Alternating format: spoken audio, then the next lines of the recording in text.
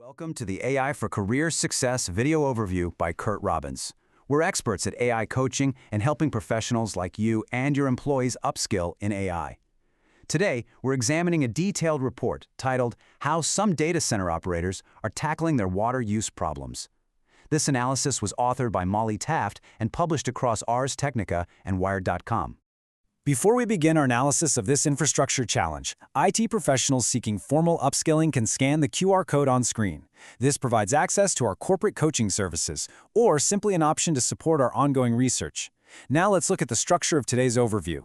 We've divided the material into 5 core sections. First, the data center cooling crisis. Second, the mechanics of evaporative cooling. Third, big tech's diverging strategies. Fourth, the water versus power trade-off. And fifth, the push for smarter design. Section 1. The Data Center Cooling Crisis. As the tech industry deploys increasingly dense AI server clusters, the physical byproduct is immense thermal output. To quantify the scale of this heat management, we turn to projections from the Lawrence Berkeley National Laboratory. Their 2024 report calculates that hyperscale data centers could consume up to 33 billion gallons of water annually by the year 2030. That volume places data center infrastructure in direct competition with traditional, highly resource-intensive industrial sectors. This macroeconomic consumption translates directly into localized resistance. According to recent Gallup polling data, 7 out of 10 Americans now oppose data center development in their municipalities, and water scarcity is cited as the primary ecological concern. This public friction has tangible business implications. Corporations like SpaceX have recently had to amend public filings to explicitly state that water scarcity and the regulations surrounding it pose a direct risk to their infrastructure expansion. Section 2. Mechanics of evaporative cooling. To understand the operational controversy here, we need to objectively analyze the primary thermodynamic solution currently deployed in these facilities. Evaporative cooling is an engineering technique that utilizes fresh water as a thermal absorption medium. Heat generated by the server racks is transferred to this water, which is then pumped to external cooling towers and evaporated into the atmosphere to dissipate the thermal load. The physical process follows a precise operational sequence. First, the servers generate intense localized heat. Second, fresh water absorbs that heat. Third, the heated water is actively pumped to exterior towers. And fourth, it evaporates outside. From a power efficiency standpoint, this thermodynamic process is highly effective. However, it's an incredibly resource-intensive mechanism when you factor in the continuous water depletion.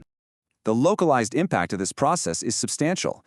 For empirical evidence, we can examine a single Google facility situated in Council Bluffs, Iowa.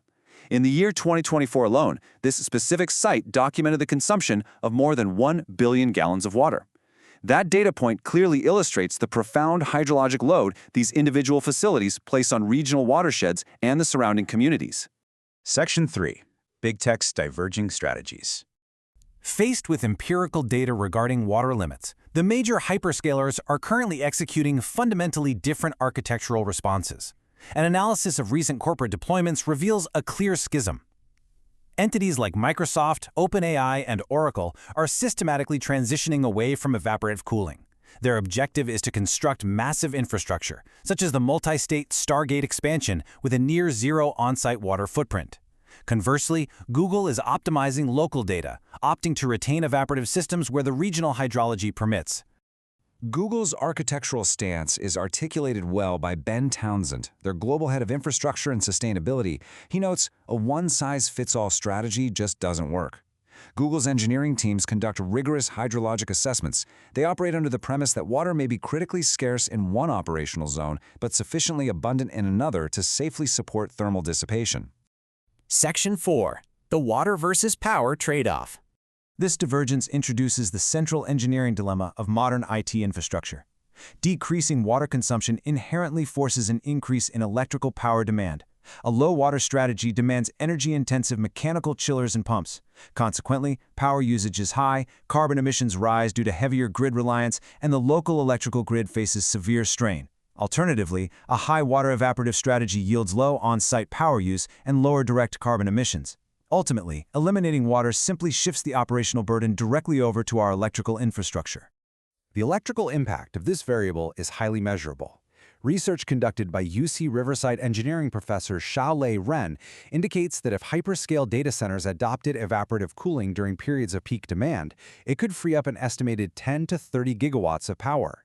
In jurisdictions where electrical grids are already operating at maximum capacity, utilizing evaporative cooling provides critical operational headroom and mitigates reliance on carbon-intensive energy sources. Section 5. The push for smarter design. As operators navigate these dual resource constraints, the market is dictating a requirement for rigorous sustainability protocols. Corporations are responding with formal operational commitments. Google, for instance, has pledged to replenish more fresh water than it consumes through localized investments. They're scaling up the integration of reclaimed municipal water, executing full public disclosure of annual water use, and utilizing strictly data-driven frameworks for new site selection. It's worth noting Microsoft has documented similar corporate promises regarding water replenishment. However, these corporate pledges exist against a backdrop of escalating legal and civic friction. Looking at a recent timeline, in 2020, Google was granted operational permits in Chile. By 2021, a lawsuit in Oregon successfully challenged a lack of water disclosure. In 2023, Google began disclosing annual water metrics in response. Yet by 2024, a Chilean court actively halted the aforementioned data center development directly over municipal water concerns. The empirical record clearly demonstrates that public pushback is actively disrupting business continuity. We can conclude this review with an assessment from Priscilla Johnson, an independent consultant and former director of water strategy for Microsoft. She notes, the industry has to be challenged to design smarter and simplify things.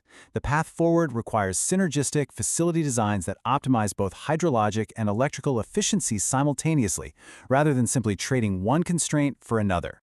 How will your organization balance the resource trade-offs of expanding AI infrastructure? This is where we teach you AI and help you get smarter than your competition.